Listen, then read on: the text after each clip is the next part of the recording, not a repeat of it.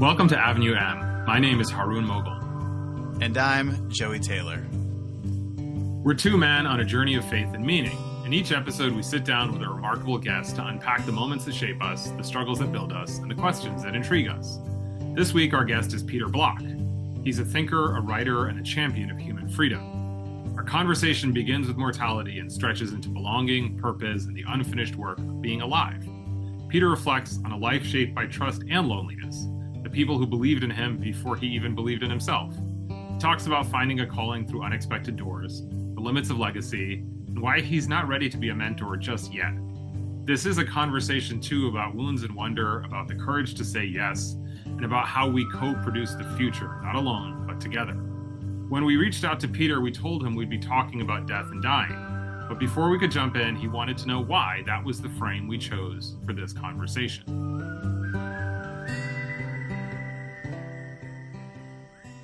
Tell me why death and dying matters to you.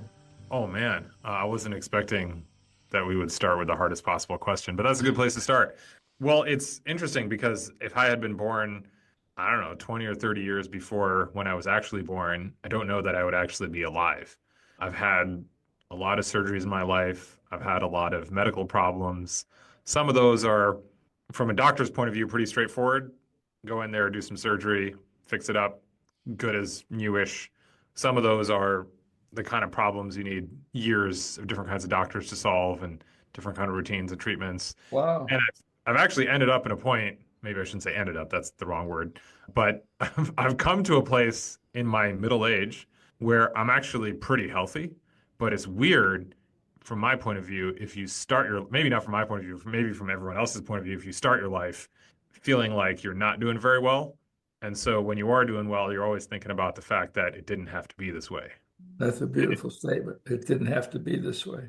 And it may not in years to come. So I got to make the most of it. It is this way, but it didn't have to be this way. Beautiful. Yeah. So I have this first question for you. Richard Levy says that every person has a question to which our lives are the answer.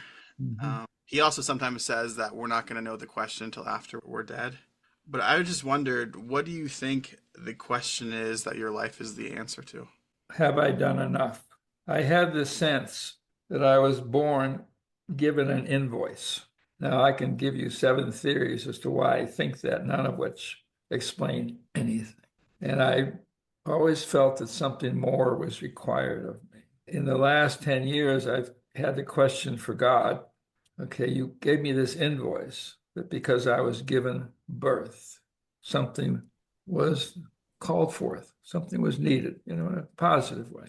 And I want to know, have I done enough? So how is your life answering that question today? I felt responsible for improving and making better everything I've touched, other than those things of which I've been arrogant, selfish, and my humanity doesn't explain my lack of humanity, but I just always felt there was something more to do, and I wanted to find something I was good at that I cared about. And I was lucky I found it in my mid-20s. I didn't start asking the question until I knew I could make a living, because I grew up broke. I find this fascinating because I feel like I've not done enough. I don't think I ever have, but I guess I want to turn it back to you. You said in your 20s. What happened in your 20s? I met a professor in the hallway. After I studied finance and engineering, I just wanted to make a living. And I had taken a job with IBM to be a systems engineer. And Fred Steele, Peter, did you know there's a field called organization development? No. I'd taken one course with him. He said, I think you might like it. And I said, Dr. Steele, I don't have any money. I'm going to make a living. He said, well, if you decide to apply and get in, you might get them to pay for you. And I couldn't ignore that. And so I applied. And all 3 schools let me in. And one school gave me the most money. We'll pay you tuition and we'll pay you enough to live on. It was $1,800. And I just couldn't say no. I said, I'll be there. I borrowed money from my uncle to get me to school. And I don't know, I give myself credit for saying yes to an improbable invitation. I was going to say, so you were planning to pursue a career with IBM, which is a pretty big, solid company, and then you get a suggestion from a professor who, I mean, I'm sure he was a great professor and says maybe you should look into this field, and then you just take the leap? I did. He saw something in me, and I trusted that. I really mean it. And I jumped into the beginning of a field. There's something called organization development. They taught it at a few schools. It began in the late 60s. I joined in the late 50s. And I just thought if somebody is going to believe in me, see me, and if Yale University will pay my way plus living and expenses, how do you say no? I couldn't. Part of me would say, if nothing else, it'll make my mother happy. My father was dead at that time. But I don't know. I trusted something. So then where were you before this? Kansas. Oh, wow. Had you ever been to Connecticut? I'd never been east of the Mississippi. I've been to Chicago once. I was born there. And Kansas, got out of high school. I had no helicopters around me. Nobody even asked me where I was going to college, let alone manage my future. And I read somewhere that the University of Kansas, if you get above a C average, they have to take you. And so I said, that's where I'm going. So I went there. What did your mom say when you told her you're going to Yale? Well, she's proud of me, want to tell her friends. When I hear that story, Peter, I hear themes of trust, of people believing in you. Yeah. I also know that a lot of your life is about this idea of freedom. What does trust and others believing you have to do with freedom for you? Exactly. I don't know. But the other thing is, I love the song, I wish I knew how to feel be free. We can talk about that later. But I always chose freedom, and I trusted my response to that. Choosing love, believing in love, has been extremely difficult for me, especially feeling I could be loved. And part of the complicated neurotic side of me is to say, well, there's nothing I can do to be loved enough, so I better keep trying. And so I just chose freedom. And I thought, well, if nothing else, my life will be my own. And it has been my own. And a lot of it hasn't gone well. I'm a human being. But I know that I chose my life, and I think there's something in me. I don't know why. I just had that trust. And I think over and over again, when something occurred once that sounded a bell in me, I said yes. And I'm grateful, even though God has not answered my question, have I done enough? I have.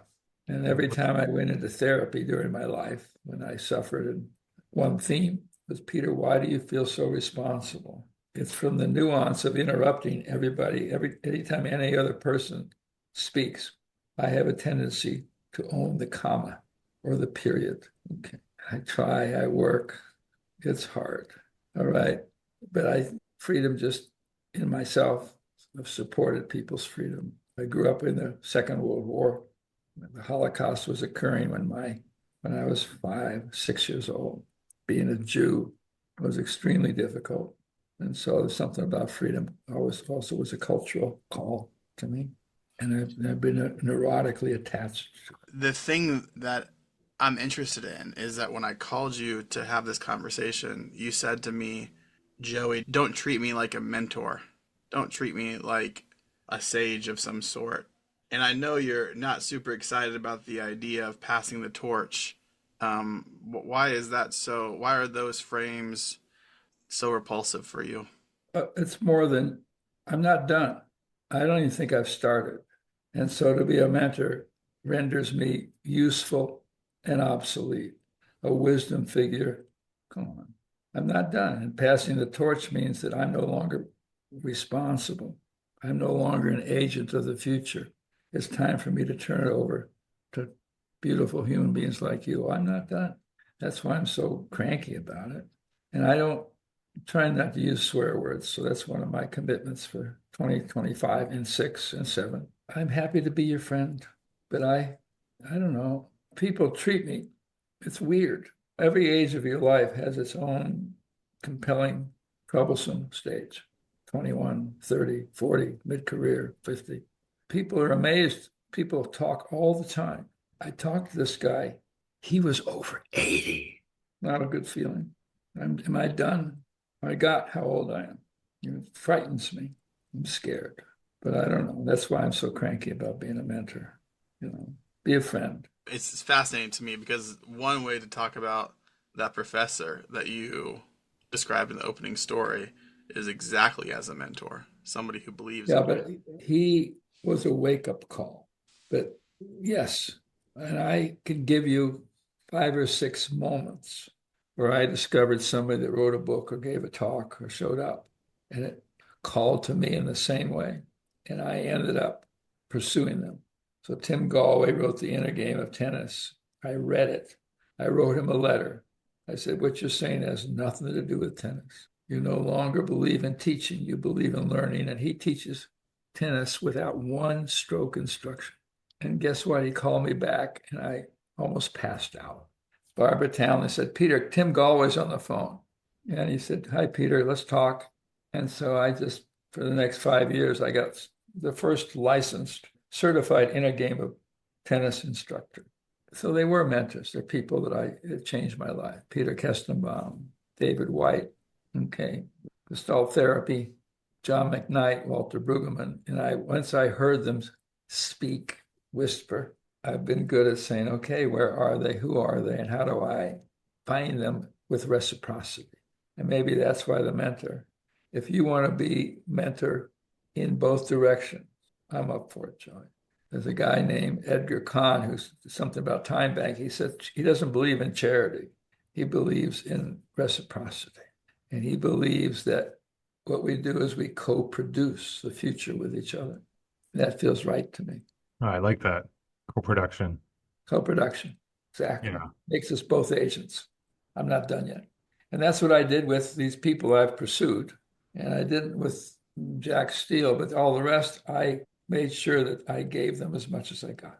And I brought them into the corporate world, which I had access to. And David White's a poet. Peter Kestenbaum's an existential philosopher. And Tim Galway is a tennis instructor. Okay, Angelos Arian was an anthropologist. Walter Brueggemann is an Old Testament scholar. And I said, are you any interested in finding a corporate audience? And they said, yes. So I felt that I was giving as much as I was giving. Part of me is still stuck on this transition from Kansas to Yale. I'm just going to take it back because I really want to understand this, right? When you get there, like what's going through your head? I'm terrified. And I went there and I was looking for a place to live. The person to help me find a place to live, she said, Peter, I have a room I'd like to rent. Are you interested? Yes. And and then I realized once I got into it that in graduate school, it was different than Yale. This was an industrial administration degree, master's degree. Most people were older than I was, and they weren't scholarly. They were practical. How old were you then? 21. Oh, wow. Okay. Yeah. They were 26, 28, 32. And they'd gone back to school to get a degree in industrial administration, industrial management. And it wasn't even the field I was interested in, But there was a guy named Chris Argyris there who was inventing organization development. I don't know. It was hard, lonely. A woman I had been dating in college called me and said, Peter, either we get married or we're done. And I said, I don't know if I could make a living. Peter, we get married or we're done. This is on my way to New Haven. I thought, God, there's one woman in the world who loves me. This is it. I said, okay, let's get married. So we did. And so, a year at the end of that first semester, we got married and she moved back. The other thing that was painful, I was just terribly lonely. And I just hungered for love, care, things that weren't available in my family at the moment once my father died when I was 15. And my uncles were godsend to me. But it's been into my bones forever. And so that made that work. She moved. We got married. And, by the time I left Yale, she was pregnant. I had a 1955 Chevy. I tried to find a job in Kansas and I couldn't. The only job I could find was Exxon was interested in organization development in their research company. They offered me a job. I got 2 job offers. One was for $6,500 a year. The other was for $8,300 a year. That made life simple. I'll take the 83. Where was that? Like, where was Exxon? New Jersey, Exxon Research and Engineering. They had a wild guy who ran their HR department, Will Maloney, and he knew about OD, organization development. He hired me, even though he didn't have anything for me to do. Why do you think he hired you then? He believed in the field, and I had a great recommendation from Chris Argyris, my teacher, who was inventing the field. What is organization development? Exactly. Nothing has changed. Okay. 63 years later. So some things have changed. I know, but yeah, it's a democratization and the humanization of workplaces. But it's still curious, interesting. Nobody in my family knew what it was. My daughter called me from college, said, Dad, I finally figured out what you do. And I said, really? She said, yeah, we had a professor of, I forget, she was design or something that broke us into small groups. And I said, that's what my dad does. He breaks people into small groups. But, organization development was an attempt to support relationship and humanity in a workplace. So is that what you did at Exxon? That's what I've done every day since I went to graduate school. I love the autobiographical path we're kind of going. I want to push pause for just a second, though, because you talked about loneliness. I've heard you talk about loneliness quite a bit. I think in some ways that's a shared sentiment. I think a lot of the people who are in kind of our group of folks would share with you. I have two questions for you about loneliness. The first one is there something wrong with feeling lonely? And secondly, I don't know, what does that loneliness look like and feel like for you? So when I was 40, I was about to run a workshop on the inner game stuff called the inner game of writing, because I didn't know how to do the inner game of tennis in a conference room. And on my way, a guy was giving a speech. And I thought, let me sit down and rest. And he told me, if you feel lonely, if you feel you don't belong anywhere, if you feel anxious, there's nothing wrong with you. It means you're a human being. Existential philosophy, German Jew survivor. And I thought, oh my God, there's nothing wrong with me. This means I'm human because I'm alienated, lonely, edgy. Shit. Sorry, I couldn't resist it. So at the end of the talk, I was so blown away. I walked to the front and I said, Dr. Kestenbaum, where do you live? He says, San Jose, California. It's a professor at San Jose State. Can I come and see you? He said, yes. And then I went off to my workshop on the inner game of writing and drawing. And all I did was pray that he would not come in my room and see how shallow I am. And we started, and guess what? He walks in the room. Luckily, I was at mid-sentence, so I had to finish it. He sits down and does my inner game of writing, inner game of drawing, little exercises people did. And I said, thank you for coming, doctor. He said, Peter, this was amazing. Thank you. I learned so much. You're terrified and you do it anyway. That was, then it took me years to know what he was talking about. It takes years. You get the insight, you say yes to know what it's organization development, whether it's a yoga tennis teacher, whether it's an existential philosopher, but there's something there. I'm grateful that I had the will to seek people out once I heard the sentence that changed my life.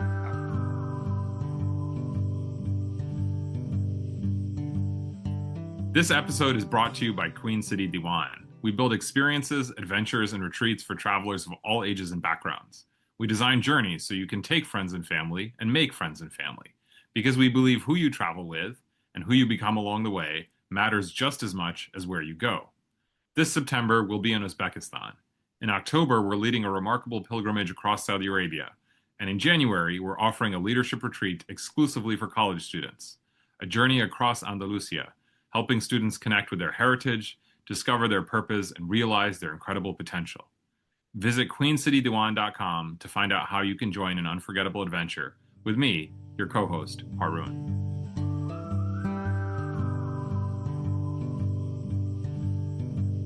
I want to understand that. I think it's the analytic part of my brain is that you're talking about these very, I guess, at least professionally, very different types of people, right? Like tennis instructor, and then there's Exxon.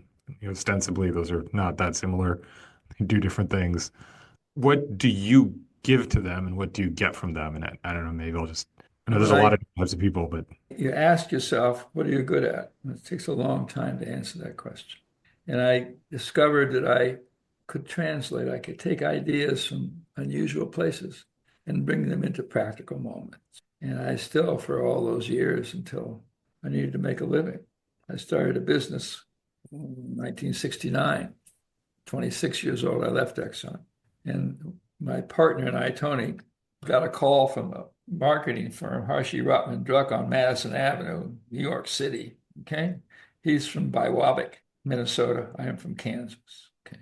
We have lunch. We go to this. He said, you guys, I talked to this teacher you had at Yale. And he says, you guys are good at this field of organization development. We want to start a division. Will you do it for us? And we're looking out over Madison Avenue. He's a PR guy. He's got roosters all over the room.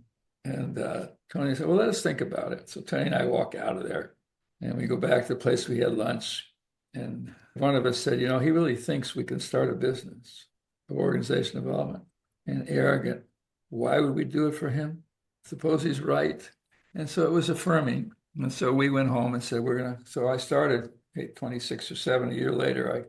And so we started a business and I started consulting. It was a radical edge thing, but we knew how to frame it. We invented team building. We were good at what we did. So we ran training sessions. They realized that as sensitive as people became running T groups, 60s, they couldn't bring it to work. So we worked both for Exxon. We said, well, let's bring it to work and do team building. So we were one of the early people that says we're going to train teams to focus on their relationship with each other in service of what Exxon does for a living. And it worked.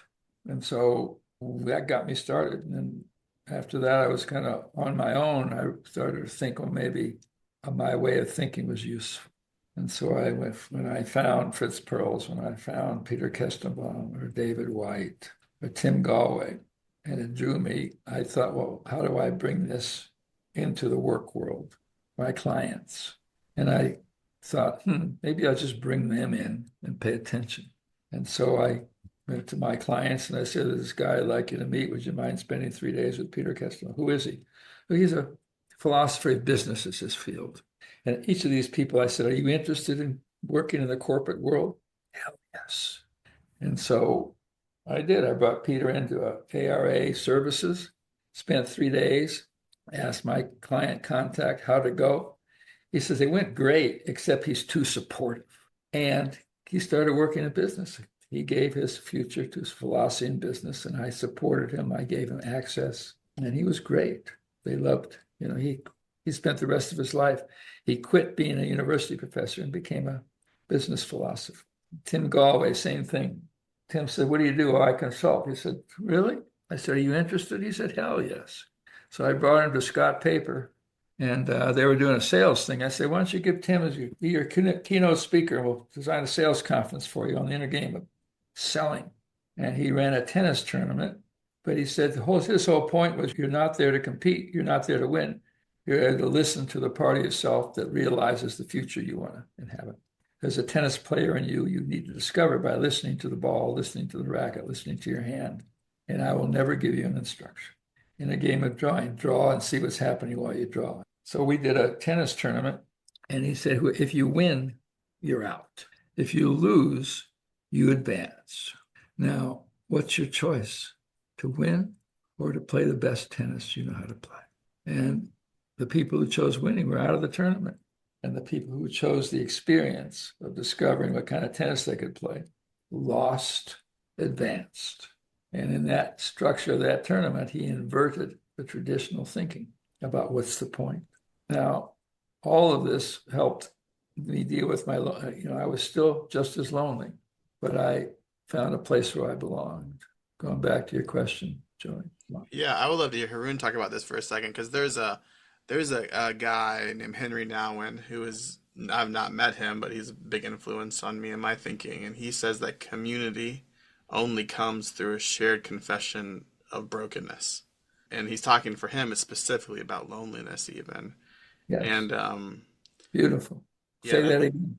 Community can only come through a shared confession of our brokenness. I made a living off of that. I knew how to translate that into something useful to practical people. Yeah. Beautiful. I agree. You think that's hogwash, Haroon? Say something about that. No, I mean, I'm honestly, this is intriguing to me because my parents are immigrants from Pakistan. And I think when you live between different cultures and with the different cultures, I mean, one, for me, it's obviously, it forces you to be very attentive, but it also makes you realize that a lot of things people take for granted cannot be taken for granted. So I was thinking two things. So the first is you mentioned team building.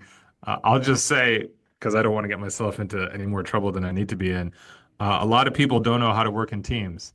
And some of that is cultural, right? Like whether or not you were raised to understand kind of an ethos of collaboration and what that means, right? And I'm not saying that in a judgmental way, just simply in a descriptive way. But also, I think the idea of loneliness to me is, I mean, I think sometimes I feel it very keenly, and yet I don't feel it. I think, Peter, what I loved about what you said is I don't feel it in a way that pierces or that disappoints or that makes me feel like I'm lacking. I simply see it as, I have an interior life that I don't necessarily have to or need to share. And I don't mean like I'm afraid to share, but like nobody ever promised me that every part of me would be reflected in the world around me, right? That's just kind of how it is.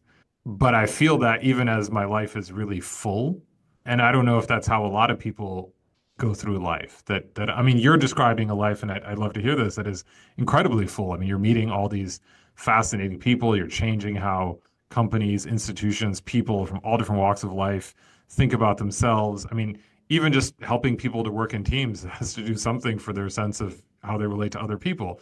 And then you're telling me at the same time that you felt really lonely. And I want to know, did that drive the work you did or just coexisted with the work you did?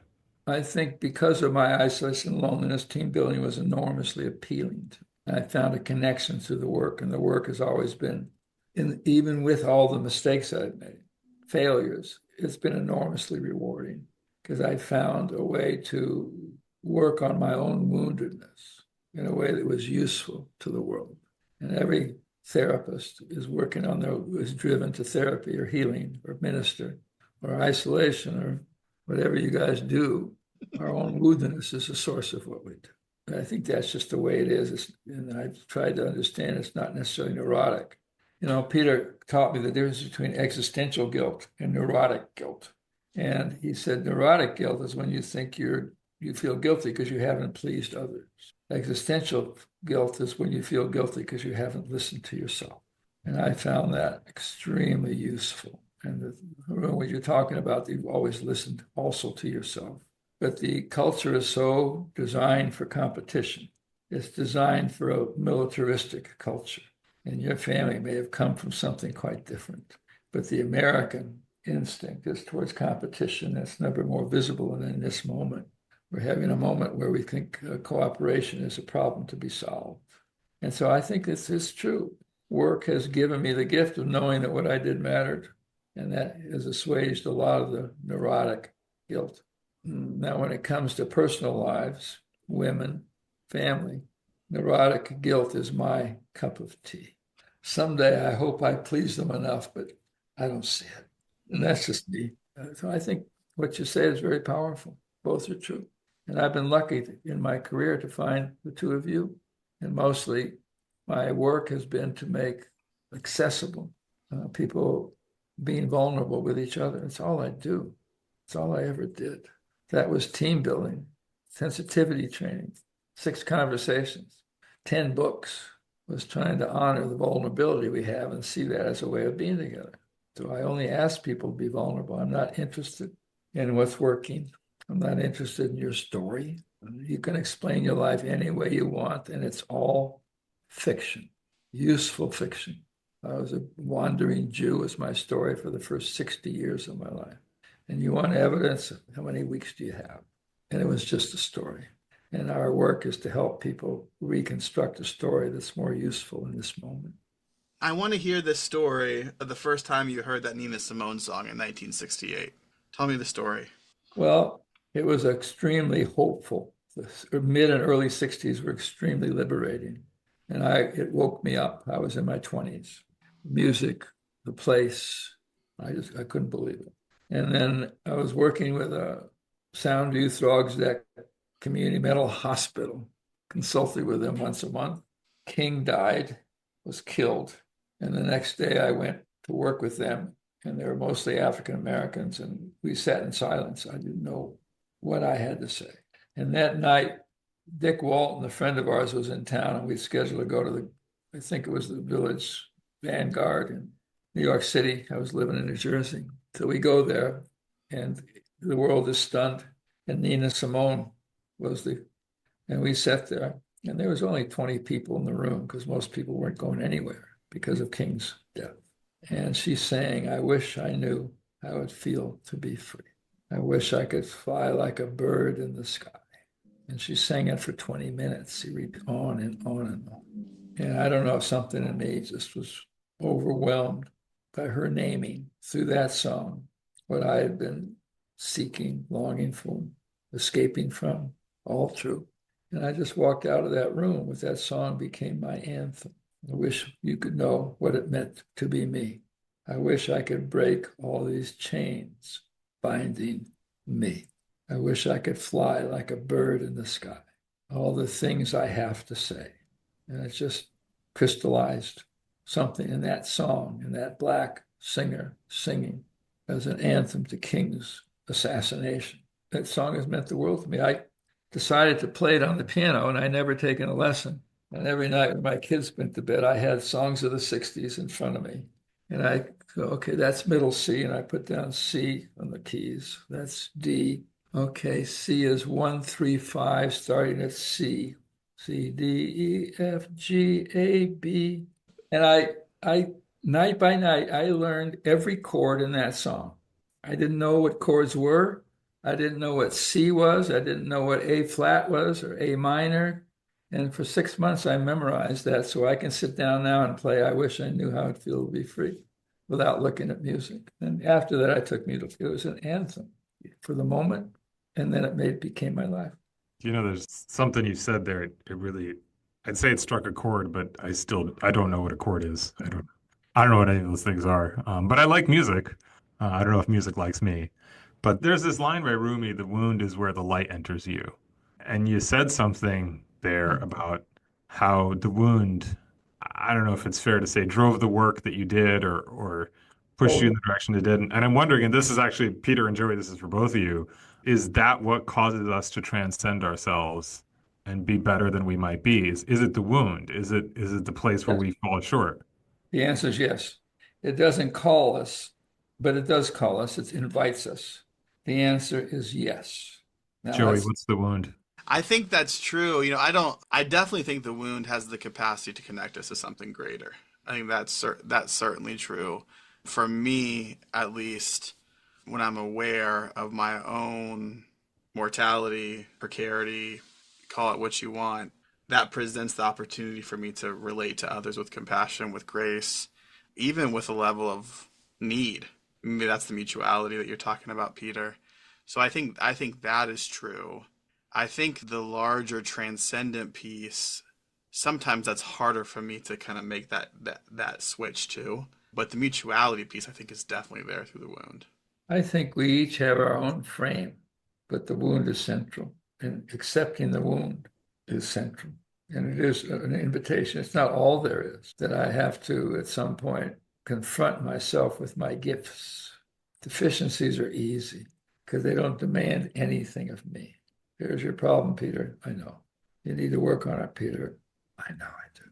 What's for dinner? Peter, you have this gift. You have a capacity to give language and words to things that are, leave me the fuck alone. I just feel it's hard. For me, when one of the questions we use to use our vulnerability to connect is to say, what's the courage required of you now? Yeah, yeah. And for me to answer that question means I'll have to do something about that. And one of the questions I had that a friend of mine, Damon, asked me in a small group to answer the question I was asking them. And he said, Peter, what's the courage? And I said, well, it's for me to give up my gypsy story and become a full member, citizen, activist in Cincinnati, where I have to be accountable for my mistakes. The gypsy's not accountable. You come to town, you do your thing, and if it didn't work, you don't go back to that town. It's not complicated. And so I do think that my vulnerability was activated. And I said, well, I'm not sure I have a thick enough skin to become public in where I live, like I have in places that I've been invited to. And once I said that, I had to do it.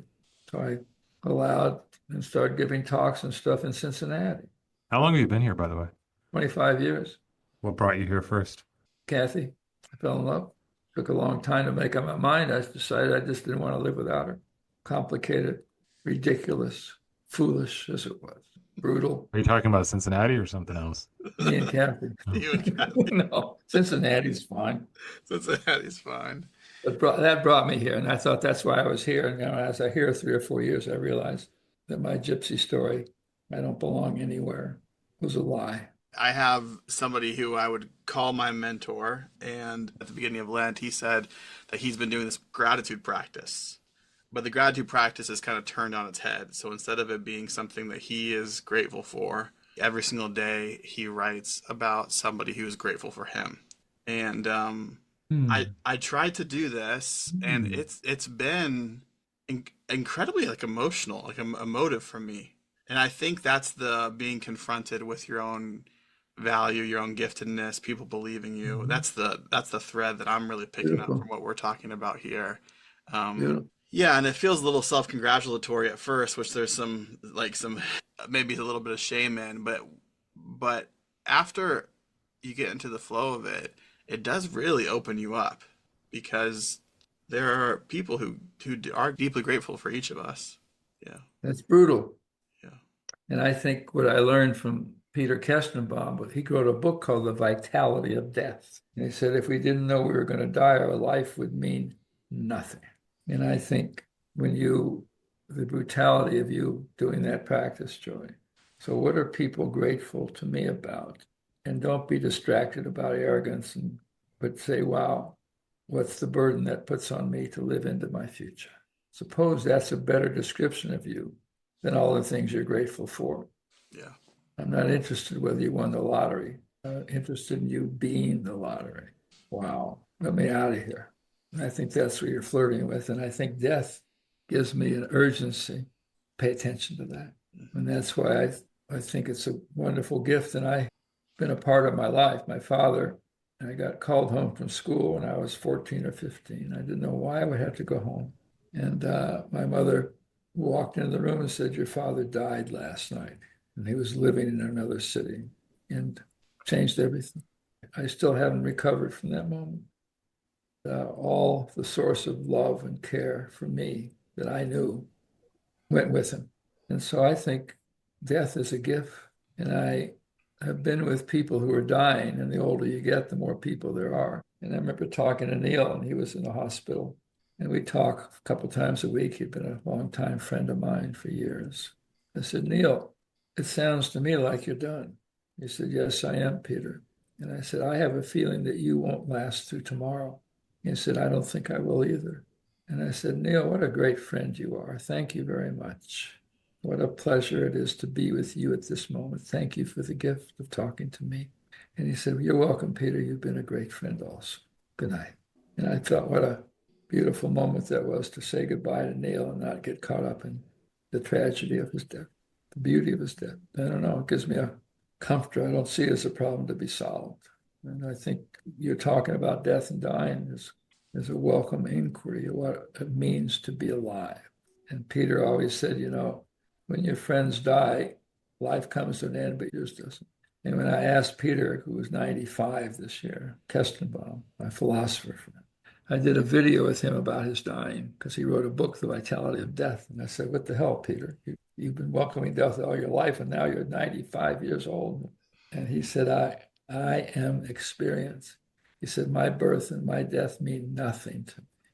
That I am a spirit that existed long before I was born and will exist long after I'm dead.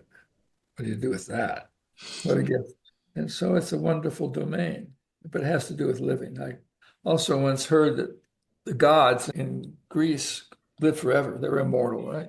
Well, the problem was if you're going to live forever, there's no reason to do anything today. You want to go see a movie? Yeah, let's go see it in 15 years. And they needed us, human beings, in our mortality to give meaning to their existence. That's why they played around with us. That's why they came to Earth. It's because they missed the experience of life meaning something. And I get that. That's why I'm stubborn about being done. I'll be done soon enough.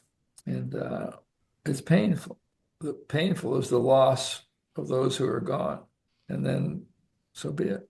Thank God I knew them. And thank God I was a gift to them, Joey. Yeah. Yeah. I realized that the sustaining relationships for me were based on profound reciprocity. And anybody that wants to do something for me, thank you. That's sustainable. Yeah, I hear you. I think the thing for me, like connecting with the loneliness piece, is that as you age, as death comes closer, it feels like in some ways loneliness takes on a little bit different hue, a little bit maybe deeper hue, as you're losing people who you've spent those It's, mutual relationships with. Um, mhm. I One more think question. I think maybe we all take a second and answer it, and then let's say goodbye. Is there a moment that meant the most to you in this conversation? well, I think hearing the two of you, I think in Haroon talking about how you came here as an outsider, you kind of had to be bilingual. And Joey, your willingness to find your own words for what we're talking about, your integrity, your neurotic curiosity, I always welcome. And that's just a gift for you to find meaning in what I represent, who I am. I also kind of felt maybe I've told those stories enough. You know, that it's a version of myself when I talk about Tim and Peter, these people, Angelus, Meg Wheatley. Maybe I should let go of those stories as having anything to do with who I am right now. Anyway, it just occurs to me. So tell me what struck the two of you, what touched you, what gift you got from this, our being together. What were your moments? It's meaningful for me to have you two talk to each other because you're both meaningful for me in different kind of spheres of life up to this point. And so there's something for me that feels more coherent now that you two have talked. So that's what struck me, I think, the most. Could you name or give a little bit of color to the coherence? I was trying to be like not self-interested, but I think the thing for me is How's that that going? not great. Not great. Um, I think the thing for me is that I'm leaving this conversation thinking that you all both have the capacity to understand me more. I think that's what it's about. Now, Yeah. that's beautiful. That is not self-interest. So your fear of self-interest is your defense against, finish the sentence the way you want. Nothing self-interested about you, Joey. Yeah. Nothing. Now, are you selfish? Of course you are. Are you greedy? Of course you are. But that just comes along with you. That's not how you show up. It's Thank an you. output. Anyway, thank you. And I think when you said that Haroon and I help you be more coherent, it's pieces of your life overlapping. Haroon, Yeah, Peter, it's funny because we haven't actually ever met. This is the first time we've talked, but you definitely hit something, and I just want to share that. I grew up about an hour north of Yale, and the first time I took college classes was at Yale. It was a high school program. It was my first chance to be out of the house. South Asian parents told them there were classes at Yale. I didn't even have to tell them what the classes were. They would have sent me if it was the other side of the world. It was my first experience of something outside of small town, farm town, Connecticut. And I didn't know it at the time, but I was hungry for more. And I think that's why I went. And Yale blew me away. I'd never seen anything like it. And I think simultaneously, what blew me away was that this was literally an hour away from me. And I got rejected by Yale when it came time to apply to college. and Yale University Press later commissioned a book for me, and then they rejected that book, and it ended up publishing it elsewhere. It's fine. I promise I'm not bitter. But the reason I'm sharing that is, in moving here, I moved away from what I knew, and what I knew was the East Coast, DC, New York. I worked in big cities and kind of the so-called coastal bubbles and whatnot, and it was a difficult transition in some ways. I've become kind of a teacher since I've found myself here and sort of felt myself falling into the role of a mentor. And I think part of the reason why I embrace that is, given the larger political environment, as someone who's Muslim and South Asian by ancestry, who has to ask himself, what would it mean to fly out of and then try to fly back into my own country in this environment? For whom those questions, I might have thought would be temporary, have come back, with greater effect. So I think there's a part of me definitely that feels like some of this is out of my control. But there's another part of me that in listening to you made me realize that perhaps I had a little bit too wittingly yielded my agency and allowed myself to fall into the role of being a mentor without feeling like, and maybe it's middle age and, the craziness of where I am right now. And you get so busy in the day to day, everyday minutia that you forget that there's a larger arc to everything. And it's a good reminder that none of us is really done. And maybe when we leave, that's when we are done. But for now, we're not. Leave or die. Yeah, that's the mark that we're done. And until then, we're not. I know. That's beautiful. Do you teach or something at UC or something? No, I teach a Sunday school. I've got about 40 students, and I lead historical tours, building tours for college students. And I love teaching. I've always loved teaching. But see, the teaching is beautiful. It has nothing to do with being a mentor. You're there to confront them with their capacity and finish the sentence any way you want. And if you can help them discover their agency in that room, their connection to God or connection to whatever else you're teaching, and maybe someday we'll figure it out. Amen. Amen is right. Thanks for listening, and thanks to Zach Swellbar for recording our theme music. If you enjoyed this episode, please don't forget to like and subscribe. And let us know what questions we should be asking and who else we should be talking to. For the next episode, we'll be swapping feeds with In Good Faith, a BYU radio podcast we're fans and friends of. In the episode we'll be sharing, Haroon is interviewed about the changing roles faith has played in his life. As long as you're subscribed to Avenue M, you'll receive that episode as soon as it drops.